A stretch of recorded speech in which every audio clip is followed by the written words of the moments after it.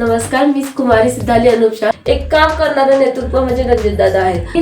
लोकांच्यातला माणूस आहे ते, की येणाऱ्या निवडणुकीमध्ये आपण सर्वांनी भाजपच्या खंबीरपणे पाठीशी उभे राहा आणि आम्हाला भरभरून आशीर्वाद द्या.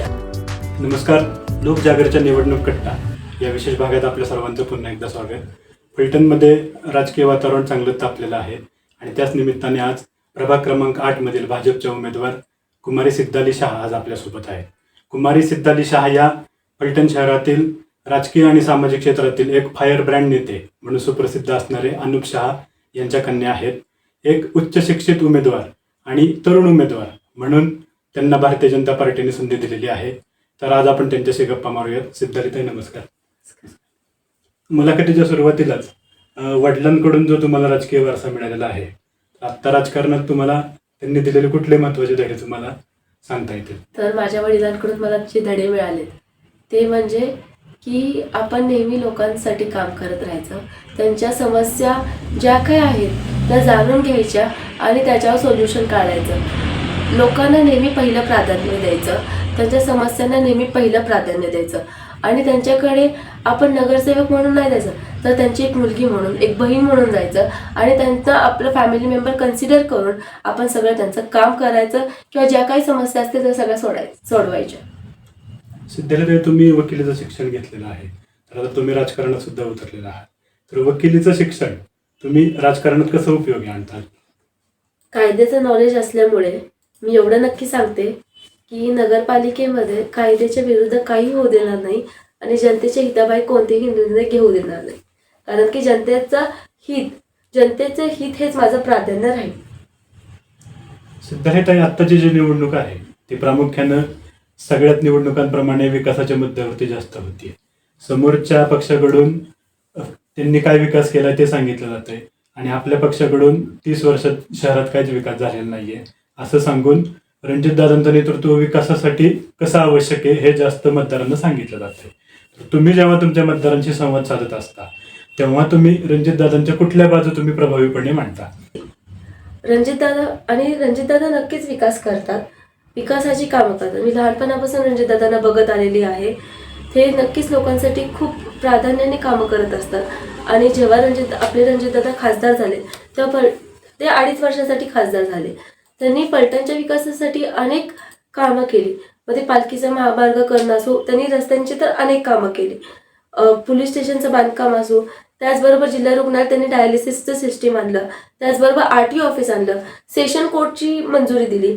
हे सेशन कोर्ट आणि RTO ऑफिस तर लोकांचा विचार करूनच केलेलं आहे, कारण की लोकांना हेलपाटे घालायला साताराला जावं लागायचं. मग लोकांना हे हेलपाटे नको, त्यांना फायनान्शियल लॉस नको, म्हणून हे फलटणला आणलं. मग हे नक्कीच विकासाचं काम झालेलं आहे. आणि विकास हे सगळं सोडून म्हणजे ते लहान मुलांपासून ते वयस्कर लोकांपर्यंत विचार करतात. ते कसं म्हणजे ज्या लहान मुली असतात, शाळेत जाणाऱ्या मुली असतात, त्यांना अडचण व्हायची शाळेला जायला, चालत जायच्या त्या. म्हणून हे बघता रणजितदादांनी आपल्या फलटण तालुक्यात 20,000 सायकली वाटप केल्या. मग हे नक्कीच एक विकास, एक काम करणारं नेतृत्व म्हणजे रणजितदादा आहेत. म्हणून रणजितदादा हे विकास करणारे नेतृत्व आहे, त्यांना अतिशय चांगलं विजन आहे. म्हणून येणाऱ्या निवडणुकीमध्ये रणजितदादा विकास घडवतच आलेले आहेत, पण नगरपालिकेत फलटण शहरात देखील विकास घडवतील. आता प्रभाग 8 मधून तुम्ही निवडणूक लढवत आहात आणि प्रचाराच्या निमित्ताने संपूर्ण प्रभागात तुमचा दौरा तर पूर्ण झालेला आहे. कदाचित तुमचा आता दुसऱ्यांदा परत दौरा सुरू असेल. तर कुठल्या प्रमुख समस्या तुम्हाला प्रभागात फिरताना जाणवल्या आणि उद्या तुम्ही नगरसेवक झालात तर कोणत्या समस्या तुम्ही प्राधान्याने सोडवाल त्यातली? जेव्हा मी प्रभागात फिरले तेव्हा मला भरपूर समस्या जाणवल्या. अशी एक समस्या नाहीये. तर त्या समस्या अशा आहेत, रस्त्यांची कामे. काही रस्ते दुरावस्थित आहेत, त्याचबरोबर पाण्याची सोय. लोकांना वेळेवर पाणी पोहोचत नाही आणि एवढ्या प्रेशरनी येत नाही. तर ते पाईपलाईन जास्त इंचीचं होऊन कसं होईल. त्याचबरोबर अंडरग्राऊंड गटर काम, ते पण काही गटर ओपन आहेत, त्या अंडरग्राऊंड कशा करता येईल किंवा माझा प्रभाग अंडर CCTV सर्व्हिलन्स कसा होईल हा प्रयत्न राहील. त्याचबरोबर एक मोठी समस्या आहे की महिलांना रोजगार नाही. काही तरुण आहेत त्यांनाही रोजगार नाही आहे. मग त्यांना रोजगार कसा मिळेल, त्यांना इन्कम सोर्स जनरेट कसा होईल हा प्रयत्न राहील. त्याचबरोबर माझ्या प्रभागात शंकर मार्केटचा एरिया येतो. हा एक मार्केट एरिया आहे, तिथं शौचालय नाही आहे. तिथे अनेक महिला मार्केट एरिया असल्यामुळे बाहेरगावच्या महिला येतात, लोकही येतात, पण तिथे त्यांना वॉशरूमची सोय नाहीये. मग तिथे वॉशरूम कसं मंजूर होईल, तिथे कसं बांधता येईल सार्वजनिक शौचालय, हा प्रयत्न राहील. त्याचबरोबर आपल्या प्रभागात एक लायब्ररी नाहीये, ती लायब्ररी करून घेऊ आपण. त्याचबरोबर महिलांसाठी एक व्यासपीठ उभा करू. आणि त्याचबरोबर जो जबरेश्वर एरिया येतो, जबरेश्वरचा परिसर येतो, जबरेश्वर मंदिराचा, तिथे बांधकामची परवानगी करायची असेल तर ते पुरातत्व विभागीय ऑफिस मुंबईला जावं लागतं. तर त्यांना ती सोय एवढी होत नाही. ते विभागीय ऑफिस आपल्या साताऱ्याला कसं होईल, हा प्रयत्न माझा राहील. आता आपले नगराध्यक्ष पदाचे जे उमेदवार आहेत, शमशेरसिंह नाईक निंबाळकर, त्यांच्या नेतृत्वात तुम्ही सगळी निवडणूक लढवत आहात. तर शमशेरदादांच्या नेतृत्वाबद्दल काय सांगाल? आपले शमशेरदादा हे 15 वर्ष विरोधी पक्ष नेते राहिलेत. त्यांना पूर्ण नगरपालिका, पूर्ण शहर संपूर्ण माहिती आहे. त्यांनी लोकांच्यातला माणूस आहेत ते, म्हणजे ते सामान्य माणूस आहेत. त्यांनी लोकांच्या समस्या सगळ्या स्वतःहून जाणून घेतल्या आहेत. ते त्यांच्यावर पूर्णपणे प्रयत्न करतात ते कसे सोडवायचे. ते अगदी लहान मुलापासून ते वयस्कर लोकांपर्यंत सगळ्यांच्या शेजारी बसून त्यांच्या पर्सनल लेवलला समस्या जाणून घेतात आणि त्या सोडवण्याचा प्रयत्न करतात. आणि शहराचा वगैरे संपूर्ण माहिती असल्यामुळे ते नक्कीच शहराचा विकास घडवतील. आता तुम्ही प्रचार करताना प्रामुख्यानं नागरिकांना शासकीय सुविधा जास्तीत जास्त कशा देता येतील याच्यावरती सुद्धा तुम्ही भर देताय. तर त्याबद्दल काय सांगाल? आपल्या राज्यात सरकार महायुतीचंच आहे. त्याचबरोबर सेंट्रल गव्हर्नमेंट सुद्धा BJPचंच आहे. तर नक्कीच त्याचा लाभ योजनांसाठी होतो. शासन आपले मोदी साहेब असू किंवा मग देवेंद्र फडणवीस साहेब लोकांना अनेक योजना देतात. माऊली फाउंडेशन एक फाउंडेशन आहे महिलांसाठी, त्यामार्फत आपण लोकांना अनेक योजना देतच आलेलो आहोत. मग ते स्वनिधी कर्जाची योजना असो, स्वनिधी कर्जाची योजना म्हणजे लोकांना बिनव्याजी कर्ज मिळतं 15,000 पासून ते 4 लाखापर्यंत.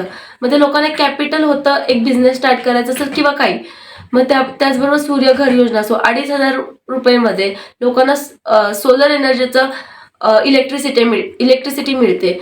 त्याचबरोबर लाडकी बहीण योजना जेव्हा मिळाली लोकांना, तेव्हा आपण त्याचे 1,000 ते 1,500 फॉर्म भरून घेतले. त्याचबरोबर बांधकाम कामगार योजना असो, त्याच्यामध्ये लोकांना म्हणजे मुलांना शिष्यवृत्ती वगैरे मिळते, ते आपण 400-500 करून घेतले. शौचालय अनुदान योजना असो, घरकुल योजना असो, अशा अनेक योजना आहेत, ते आपण देतच आलो आहोत लोकांना. इथून पुढेही ते योजना आपण ज्या काही नवीन योजना असतील किंवा ह्या काही योजना लोकांना अजूनपर्यंत पोहोचल्या गेल्या नाहीयेत, ते आपण देऊ. हा माझा नक्कीच प्रयत्न राहील की सगळ्यांना योजना कसा, सगळ्या लोकांपर्यंत योजनेचा लाभ कसा पोहोचेल, हाच माझा प्रयत्न राहील. आता 20 तारखेला मतदान होतंय आणि 21 तारखेला निकाल आहे. तर 20 तारखेच्या मतदानाच्या निमित्ताने तुमच्या मतदारांना काय आवाहन कराल? नमस्कार, मी कुमारी सिद्धाली अनुप शाह. मी प्रभाग क्रमांक 8 ची उमेदवार. आपल्या प्रभागात म्हणजे प्रभाग क्रमांक 8 मध्ये फिरोजभाई आतारी आहेत आणि नगराध्यक्ष पदासाठी शमशेरदादा आहेत. या तिघांचंही चिन्ह कमळ आहे. तर माझ्या प्रभागात मला मतदारांना आव्हान करायचं, एक विनंती करायची आहे की येणाऱ्या निवडणुकीमध्ये आपण सर्वांनी भाजपच्या खंबीरपणे पाठीशी उभे राहा आणि आम्हाला भरभरून आशीर्वाद द्या. त्याचबरोबर संपूर्ण शहरात आपण सर्वांनी बदल घडवा, विकासाला मत द्या. म्हणजेच महायुती, राष्ट्रवादी, अजितदादा पवार गट आणि भाजप यांच्या पाठीशी खंबीरपणे उभे राहा. मुलाखतीचा शेवट करताना सिद्धाली शाह यांना लोकांनी का मतदान करावं हे एका वाक्यात कसं सांगाल? मी लोकांना एक म्हणत आहे की मला एक संधी हवी आहे, मला काम करायचंय आणि मला समाजकार्य करायचं आहे. मला सगळ्या योजना जे काय आहेत ते लोकांपर्यंत पोहोचवायच्या आहेत. लोकांच्या ज्या समस्या आहेत, रस्ते, पाण्याची, लाईटची सोय, ह्या सगळ्या जाणून घेऊन त्याच्यावर मला समस्या सोडवायच्या आहेत. म्हणून मला एक संधी हवी आहे आणि म्हणून तुम्ही मला एक संधी द्या आणि मी या संधीचं नक्की सोनं करेन. तर या होत्या सिद्धाली शाह. या घरातला राजकीय वारसा, तो वारसा म्हणून नाही तर ती एक जबाबदारी म्हणून या निवडणुकीच्या रिंगणात उतरलेले आहेत. आता 20 तारखेला मतदान होऊन 21 तारखेच्या निकालात सिद्धाली शहांच्या पारड्यात जनता कसा विश्वास टाकते हे पाहणं नक्कीच औत्सुक्याचं ठरणार आहे. नमस्कार.